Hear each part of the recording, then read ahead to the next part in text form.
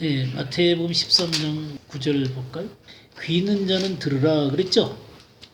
여기서 또 귀 있는 자는 들으라 그랬어요. 그러면서 우리 10절에서 15절 읽어보시겠습니다. 제자들이 예수께 나와 가로되 어찌하여 저희에게 비유로 말씀하시나이까. 대답하여 가라사대 천국의 비밀을 아는 것이 너희에게는 허락되었으나 저희에게는 아니 되었나니 무릇 있는 자는 받아 넉넉하게 되되 무릇 없는 자는 그 있는 것도 빼앗기리라.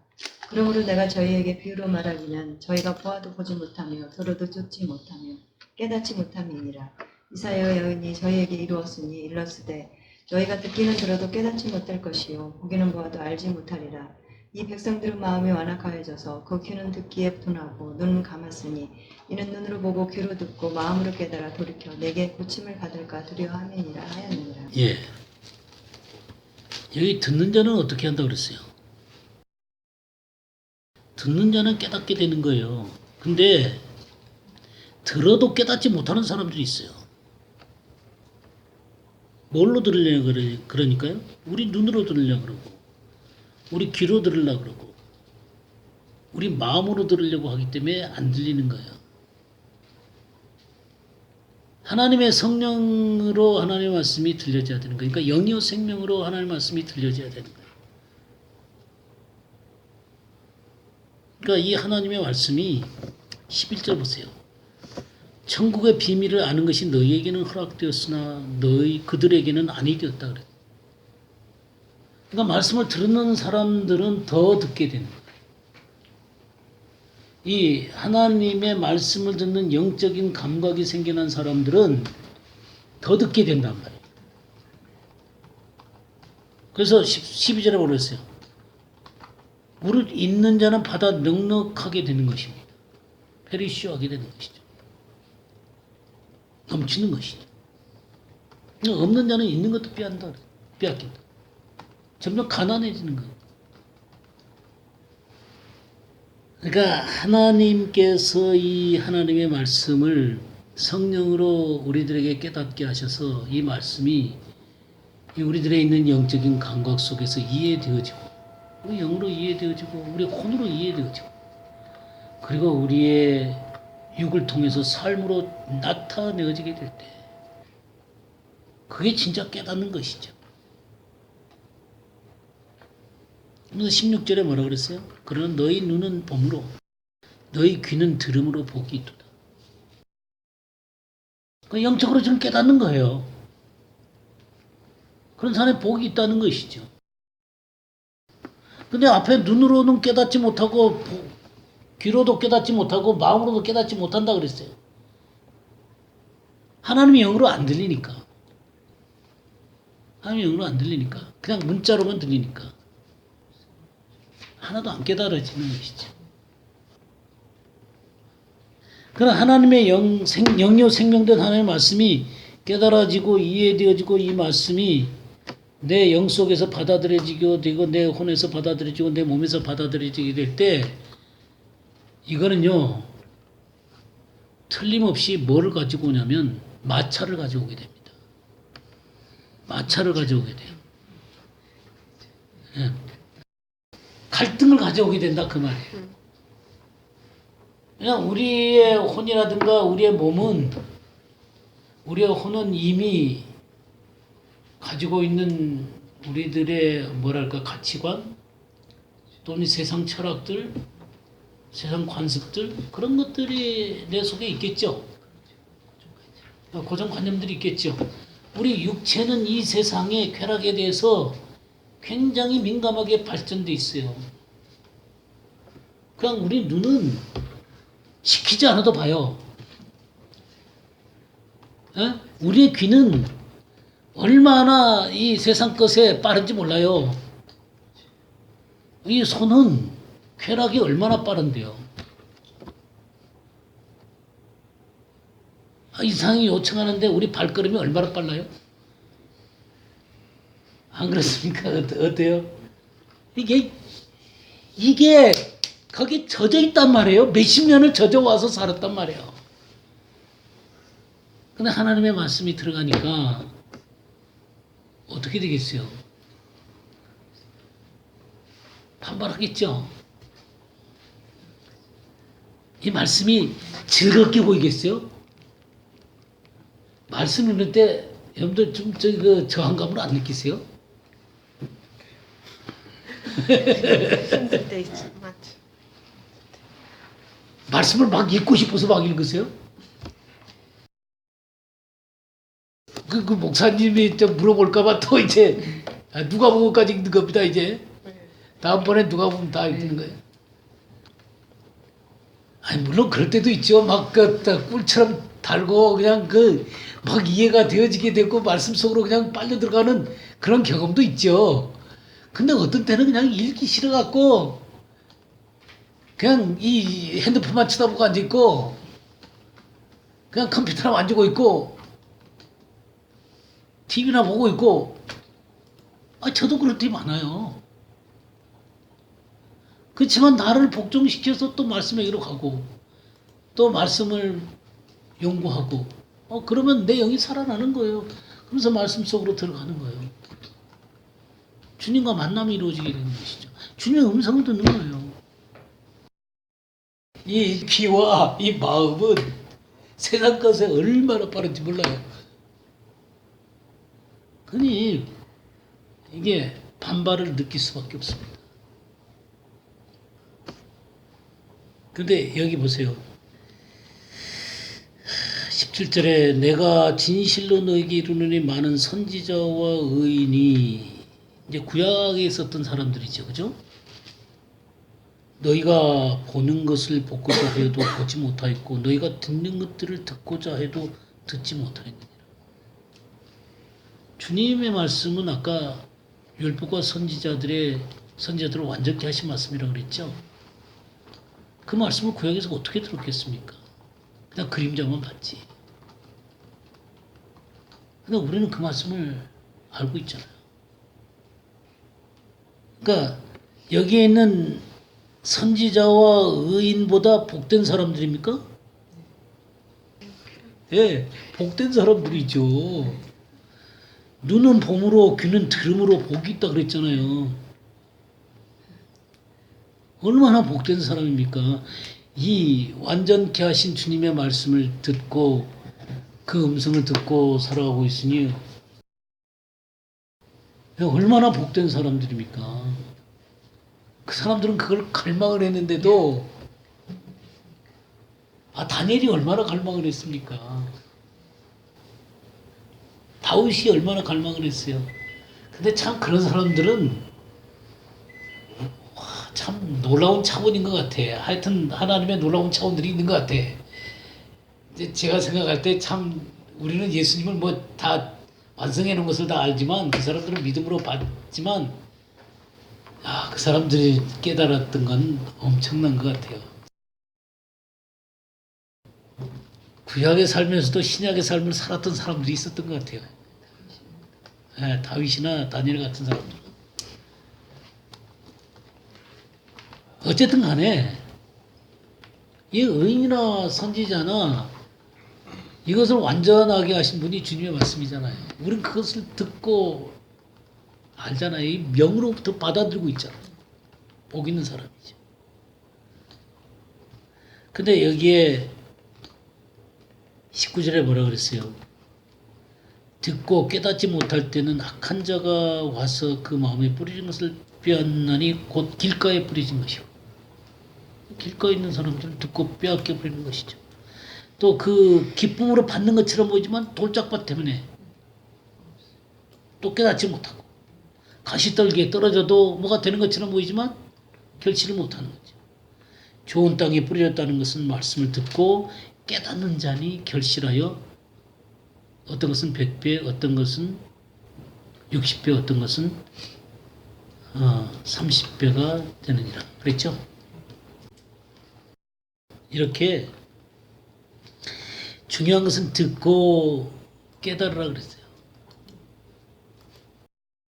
이 듣고 깨닫는다는 게 결국 하나님의 말씀이 들려졌을 때 이게 하나님께서 계시로 열어주시는 거잖아요. 계시로 열어주셔서 이 하나님의 말씀을 들을 때 이 말씀이 역사를 하셔서 결국 우리들 가운데 있는 이 길바닥을 이렇게 뒤 엎어야 되겠죠, 그죠? 돌들을 뽑아내야 되겠죠. 그리고 가시떨기를 뽑아내야 되는 거예요. 이 작업이 함께 수행되어져 가면서 하나님의 음성을 듣는 것입니다. 그러니까 계시로 들려진 말씀이 이런 우리 속에서 하나님 앞에 합당하지 않는 이 무관심한 마음, 이 딱딱한 마음, 또 이 하나님의 말씀으로 인한 그 뭐 고난을 두려워하는 마음 같은 거, 또 이상을 사랑하는 그런 마음들, 이런 것들을 다 이렇게 잘라내시는 것이죠. 그렇게 해서 하나님의 음성을 듣는 것입니다. 이 하나님의 음성을 들으셨죠?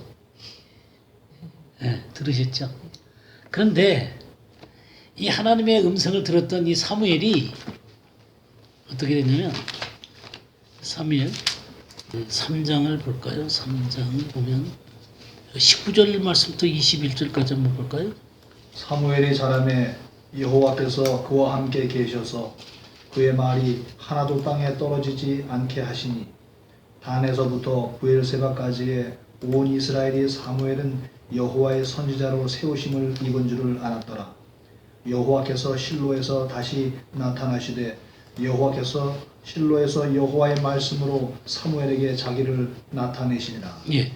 그러니까 사무엘이 이렇게 그 선지자로 세우심을 받은 것들을 이제 사람들이 알게 됐고, 그의 말씀이 하나도 떨어지지 않았지만, 이렇게 되어진 중요한 이유는 뭐냐면 21절에 여호와께서 실로에서 다시 나타나시되 여호와께서 실로에서 여호와의 말씀으로 사무엘에게 자기를 나타내시니라. 그러니까 하나님께서 이 사무엘에게 다시 나타나셔갖고 말씀으로 나타나셨어요. 이게 굉장히 중요한 거예요. 그냥 한번 딱 듣고 끝나는 게 아니에요. 하나님께서 다시 나타나셔서 말씀으로 사무엘에게 자기를 계속 계시하시는 거예요. 이게 너무너무 중요한 거예요. 그거 당연한 얘기죠. 그러니까 말씀을 들을 때 그런 거 있잖아요. 말씀 공부할 때 아구까지 물이 차듯이 채워야 되는 게 굉장히 중요한 거예요.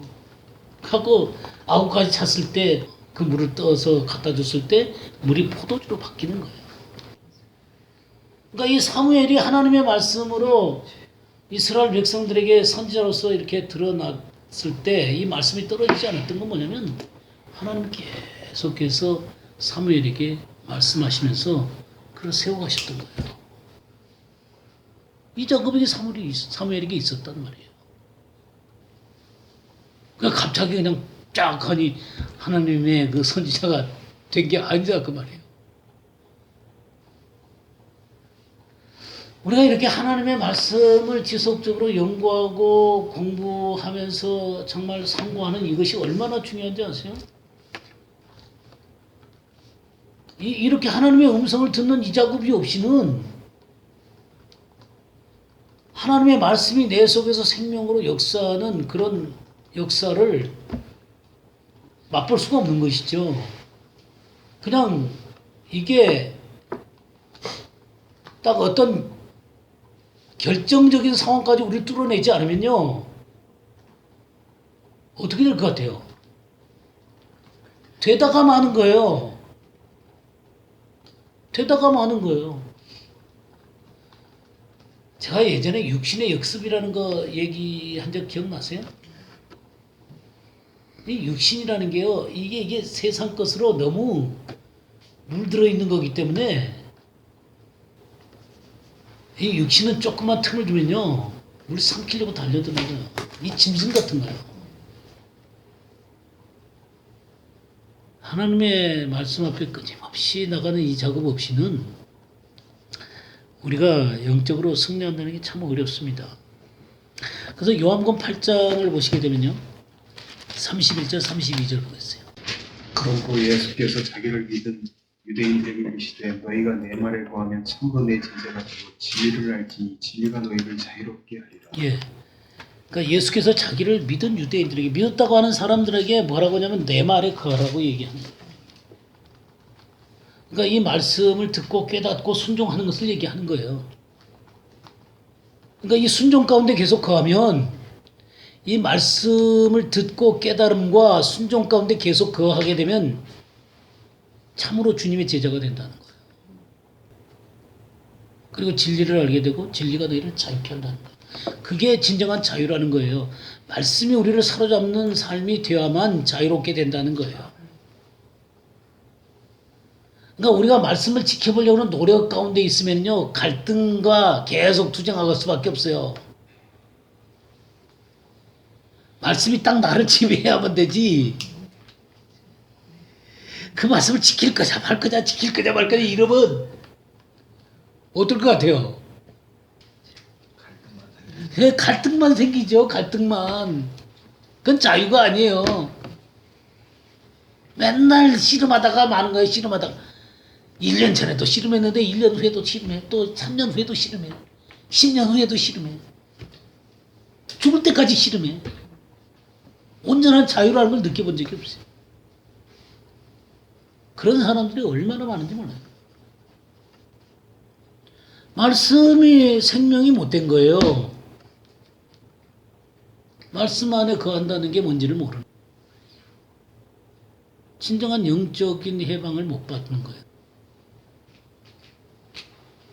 그러니까 여러분들이 이 말씀 공부를 하면서 더 혼란 가운데 빠지거나 더 갈등 가운데 빠지면은 지금 그런 상황 가운데 있으면은 그건 올바른 거예요. 그냥 그 과정을 거쳐야 되니까. 그 과정이 없이 그냥 듣고 앉아서 그냥 한쪽 귀로 듣고 한쪽 귀로 흘러버리면 그거 아무것도 아니지. 그러나 이 말씀을 진짜로 받으려면은 받고 이 말씀이 그런 거에서 말씀을 연구하게 되면 틀림없이 우리들의 기존적인 개념과 우리 육신의 욕망과 이 하나님 말씀이 부딪힐 수밖에 없어요. 그거 안 부딪히면 이상한 거죠. 우리 이사야 32장을 한번 보겠어요. 1절에서 8절까지 한번 읽어주시기 바랍니다.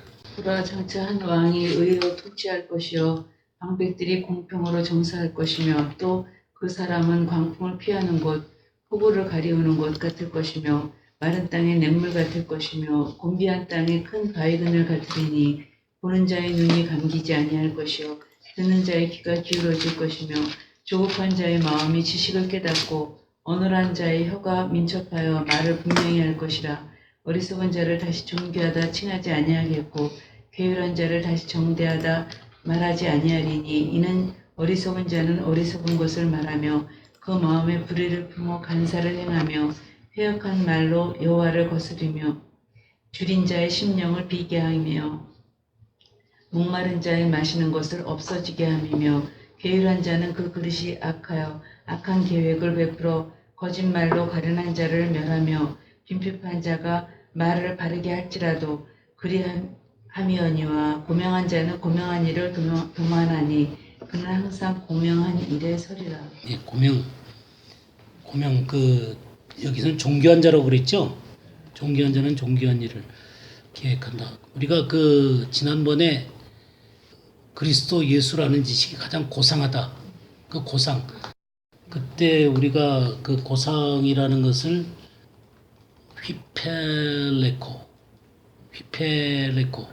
휘페레코라 그랬죠? 이 휘페레코라는 것은 휘펠과 에코의 합성어예요. 휘펠과 에코의 합성어인데 이 휘펠이라는 것은 이 더 뛰어난 저 넘어 비욘드 그러니까 더 뛰어난 그런 거예요. 더 뛰어난 그런 말이고 그다음 에코라는 것은 have 소유하다 붙잡다 그런 거예요. 그러니까 더 뛰어난 것을 붙잡는 거예요. 고상이라는 것은 이 세상 것들보다 더 뛰어난 것을 붙잡는 거예요. 그러니까 이런 것들을 보고 존귀하다 그러면 존귀한 거다, 고명하다, 고상하다 그런 얘기예요. 똑같은 것들이죠. 근데 여기에 7절에 악한 자는 그 그릇이 악하여 악한 계획을 세워 거짓말로 그랬죠. 거짓말과 악한 계획을 갖고 살아가는 자들이죠. 근데 이 가련한 자, 가난한 자, 제가 나중에 이 가난한 자에 대해서 더 깊이 여러분과 함께 나눌 때가 있을 것입니다. 이 아니, 하여튼 이 아니, 가난한 자. 이 가난한 자. 그러니까 이 가난한 자가 어떤 자들이냐면 2절에 보세요. 또 그 사람은 광풍을 피하는 곳, 폭우를 가려우는 곳 같을 것이며 마른 땅의 냇물 같을 것이며 곤비한 땅의 큰 바위 같으리니. 이 마른 땅, 곤비한 땅 같은 사람들이에요. 그러니까 마른 땅, 곤비한 땅 이런 사람들은 냇물을 기다리겠죠. 그죠? 황폐한 이것은 큰 바위 그늘을 찾는 거예요. 이게 보는 자의 눈이 감기지 아니할 것이며 듣는 자가 귀를 기울일 것이며. 그러니까 진정으로 보는 자들, 진정으로 듣는 자들, 아까 들을 귀가 있는 자들이라고 했잖아요. 조급한 자의 마음이 지식을 깨닫고, 그러니까 하나님 말씀에서 갈급한 거예요. 갈급한 이 사람의 마음이 지식을 깨닫는 거예요. 어눌한 자의 혀가 민첩하여 말을 분명하게 할 것이다. 그러니까 말 못하는 자들이 말을 하게 되는 거예요. 하나님의 말씀을. 다 갈급한 자들이죠. 이게 가난한 자들이에요. 그런 사람들의 피하는 곳, 폭우를 가려우는 곳, 시대는 것이 주님이세요. 근데 어리석은 자들이 있어요. 5절에 보면 어리석은 자를 다시 존귀하다 부르지 아니할 것이며 우둔한 자를 다시 존귀한 자라 말하지 않다. 이 어리석은 자, 우둔한 자들이 있어요. 이 사람들은 6절에 어리석은 자는 어리석은 것을 말하며 그 마음에 불의를 품며 간사를 행하며 패역한 말로 여호와를 거스리며 그렇게 해서 줄인 자의 속을 비게 하는 거예요. 이 줄인 자들이 말씀에 갈급한데 진짜 말씀을 안 주고 유창한 말로 교리나 문자나 그냥 그 아첨하는 말을 하는 거예요. 축복의 말들을 하는 거예요. 그래서 줄인 자의 속을 비게 하며 목마른 자에게 마실 것이 없어지게 하는 거예요. 그런데 여기에 8절에 뭐라 그랬어요? 존귀한 자는 존귀한 일을 계획하나니 그는 항상 존귀한 일에 서리라. 그러니까 하나님 앞에 정말 이 세상에 뛰어넘는 하나님의 말씀들을 찾는 이 존귀한 자들은 그런 존귀한 하나님의 말씀 가운데 서는 거예요. 그리고 항상 그 하나님의 존귀한 것들을 찾는 거예요. 우린 진짜 가난하고 목마른 자들이 돼야 돼요. 의에 줄이고 목마른 자들은 저들이 배부를 것이다 그랬어요. 그 사람들이 존귀한 사람들. 오늘은 여기까지 하죠.